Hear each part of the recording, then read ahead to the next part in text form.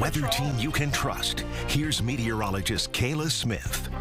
Really a nice day to be going out and riding a horse, whether it's for your job or not. But temperatures were beautiful today, right on the money for average, 72 degrees, low temperature, a little bit above average.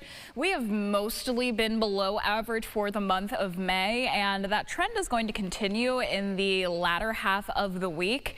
But tomorrow is going to be a bit warmer. One thing that we have been trending well above average in pretty much through 2026 so far has been precipitation.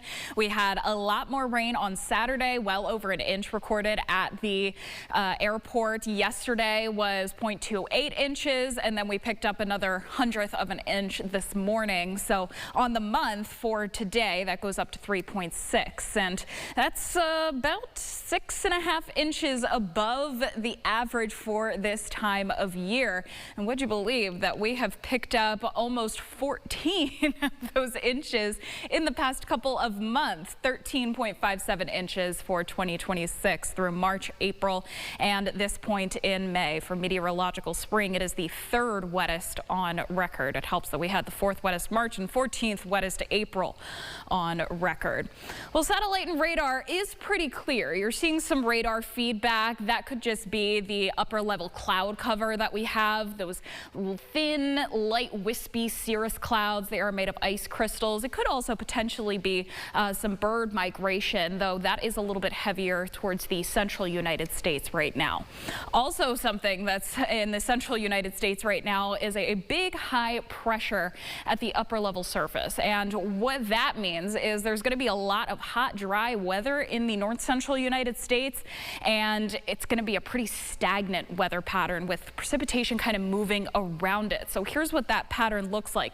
Very dry in the center, and on either side of it, you get the rainier and cooler conditions. Now here in western New York, we're kind of in between the cooler section and the drier section. So we're kind of getting a little bit of both, but it is going to stay pretty clear of precipitation for the next week. So what that looks like over the next couple of days, we start the day off tomorrow in the mid to upper 50s. We get to the low 80s tomorrow afternoon, except for lakeshore areas, those probably in the mid to upper 70s. We see cloud cover increasing as we head towards Wednesday as a cold front, a dry cold front at that, moves from the north to the south.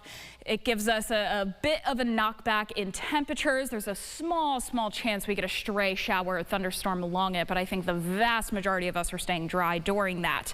As that continues its descent further towards the south, it shifts our winds coming out of the north. It gets our temperatures a little bit cooler for Thursday. We're probably in the low 60s there as our high temperatures, maybe to the mid 60s if you're lucky. That northerly wind flow could mean trouble for some lakeshore communities that struggle with flooding along Lake Ontario, because it's going to be pushing those waves up along the shorelines, and that lake level is already so high. So that's something to look forward to for Thursday, or rather to dread for Thursday, not something positive to look forward to. Yeah. But as we head into next weekend, Teresa, temperatures still in the 60s. Not too cold, but overall, I'll take it. Yeah.